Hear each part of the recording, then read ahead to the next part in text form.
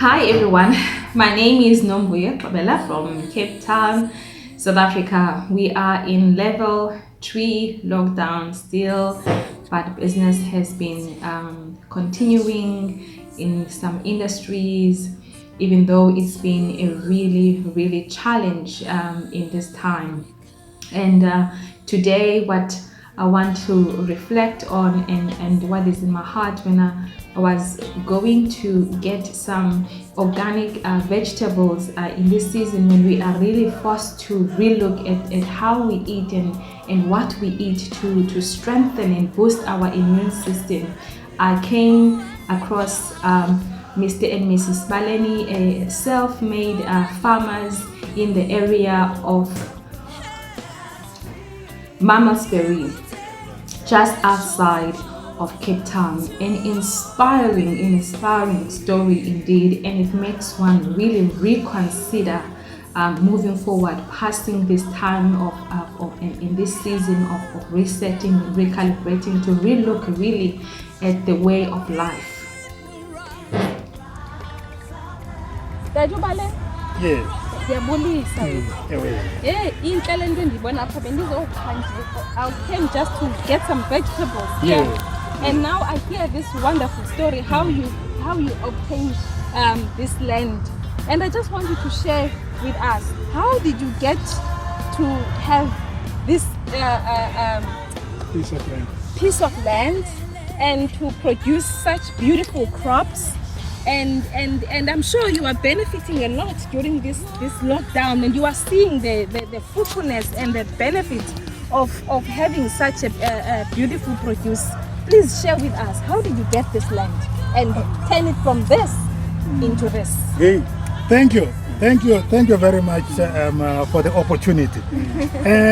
First of all, my name is Matanzi Mabaleni. Yeah, one of the directors of Bugula Farming Co-op. Yes, Bugula Farming Co-op is a cooperative that has got 4 youths and 2 adults. We started farming here 6 years ago. Wow. Before it became a co-op, I met some colleagues who said, no, this place looks to be a viable place for farming. And then they said they would support me in doing this job. Yes. So they came on board, then we started. I didn't have the resources, they had the resources. Okay. So they said, okay, we are going to help you with the rentals and the water and all that kind of stuff. Okay. Then I said, no, that is welcome. So we started, and we started growing moringa at the time. Moringa trees, we had about 300 trees of moringa there. Wow. But because of the weather here in Cape Town, they did not do very well. So they died, and most of them were eaten by the moths and that kind of stuff. So we decided, no, we cannot just leave this land as a white elephant. Okay. So we decided, okay, let's go into vegetables. Wow. We started doing vegetables, and we were actually doing it on the 2 hectares. The whole 2 hectares, as you can see, this is the 2 hectares. This is the 1 hectare, Okay. and on the other side is the other hectare. Okay. But then what happened is that the landlord here had said we can rent the whole 2 hectares, but government came in and said no, they cannot rent out all the land. Yes. They must use some of the land Yes. for their projects and for their food and that kind of stuff. That's when the one household, 1 hectare piece of land came in, and they had to get the 1 hectare to do the 1 hectare piece of land program. Yes. We continued here on the 1 hectare, and we planted the whole of the 1 hectare with a variety of vegetables. Wow. We did not only plant vegetables for our own people, we also looked at people who come from other neighboring countries. Because you'd find that in the rural areas we grew up eating spinach. Yes. But then we thought, I mean, if I have to sell spinach, then which means I'm not going to make my money.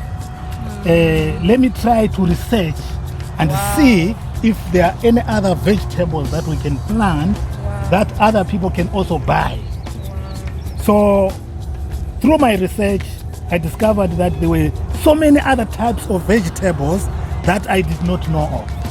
Vegetables like chomolia, vegetables like kale kale, vegetables like kovo, vegetables like tutsoi, patsois, and all that kind of stuff.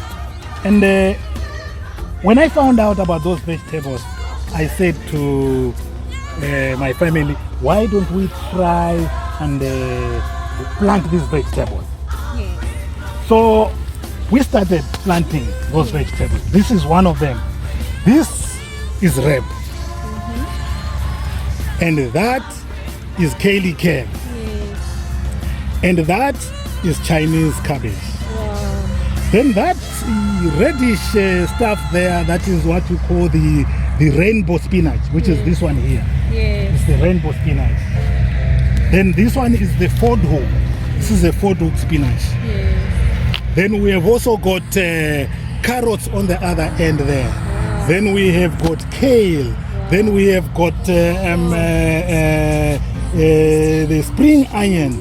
Then we have got the shallots. Then we have got the bulb onion. Then we have got the radish. We have got the turnips. We have got brinjal.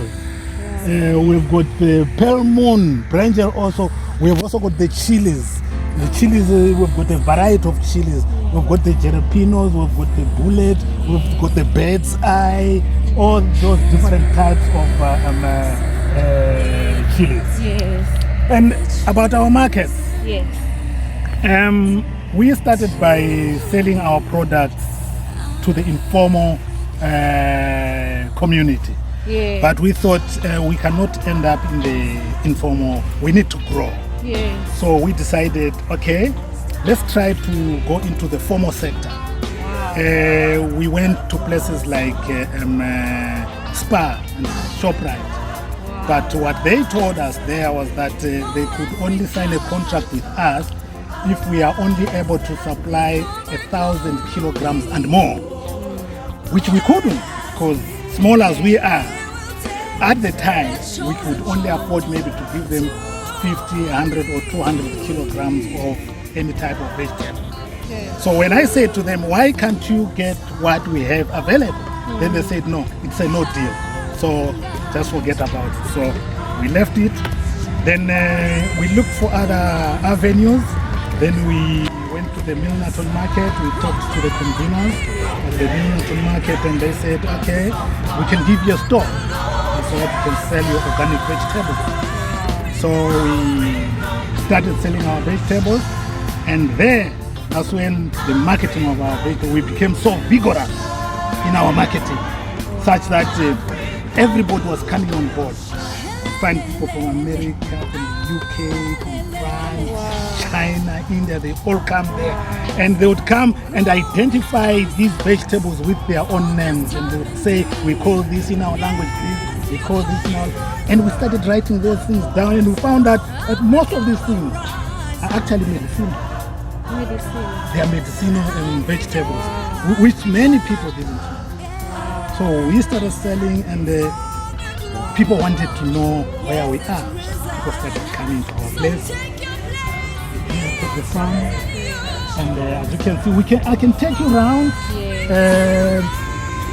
We have got that Jojo tank there, where we store our water for our drip line and for watering when we've just planted our seedlings.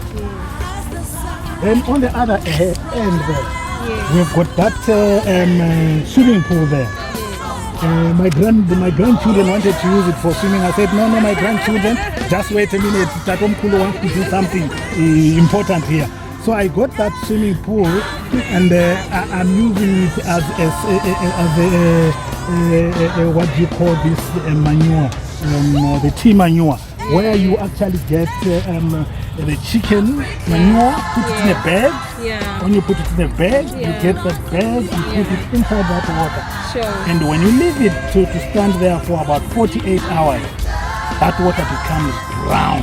And the nutrients of that manure are all in the water. So now we get that water and we water these plants. So they're very organic vegetables. Because that chicken manure has got a lot of nitrogen. Prior to this, I had very little knowledge about farming. It became an eye-opener when I went to attend a course with the CAP Agri Academy in Porterville, where in 2018 I did plant production. Then in 2019 I did animal production. So I'm well versed in vegetables and I'm well versed with animals.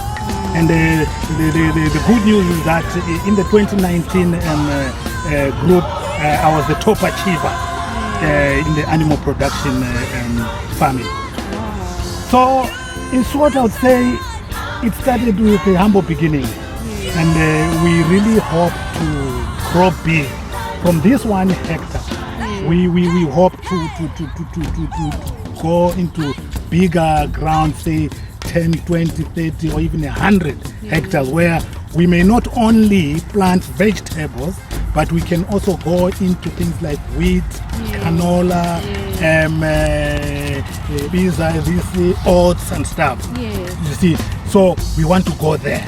We don't want to be emerging, because the term emerging really sits on my mind. I want one day to be called, there's Mr. Baleni, a commercial farmer of South Africa, where I'll be able to supply my products all over, like the Z22s who supply the all of South Africa and the globe at large. So business is booming for you. So COVID-19 and Corona, has it affected you in any way? Because this to me looks like it's a solution. And yes. It should be. Quite right. Yes, it is a blessing in disguise in that some people thought that COVID-19 would come in as a blow and that would be the end of everything. But in our case, we were so blessed, because that's when we found that a lot of people are now coming to buy our vegetables.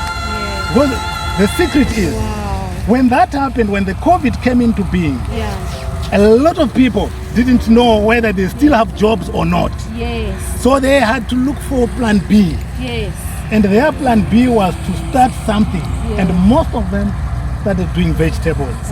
And they came here and they became our new customers for our vegetables. So that was an opportunity for us. Of course, there were some risks where maybe you have to go out there and you have to keep social distance and all that kind of stuff. And that also impacted, but really, on a good note, I think we are doing fine. We are doing fine, yes. Thank you. Just in closing, what would you encourage young people? Because we are convinced that, this life is backwards. We just want to live in the city. We just want to be in the corporate world. But what would you encourage people like our young people like myself and even the younger generation to concerning farming and these opportunities going forward? Yes, ma'am, that is a very good question that you have posed. Because I've seen a lot of youth who have taken, who conceive farming to be old-fashioned. Or it is for the old people like us and people who are over 60 and 70. But no, farming is actually the way. And what I would encourage the youth is that they must come and join in the farming, because the country right now needs food. Without food, we are nowhere. And in farming, anything you can think about comes from farming. Start from your shoe. That leather, the hide that makes that shoe comes from the cow. Your clothes come from the wool that is from the sheep. So everything literally evolves around farming. So I would encourage the youth, come on board, come and do farming. Farming is the best thing you can ever do, because employment, like now, a lot of people are being retrenched. Yes. If you were in that sector where you are being employed, where would you have been now if you are a farmer? I'm on the farm right now. I'm not retrenched. I'm working. So I would encourage the youth to come here and do farming just like we are doing farming. Thank you so much for listening. I hope that you will also inspired to rethink really a way, in a new way, a sustainable way, and going back to the basics and doing that means in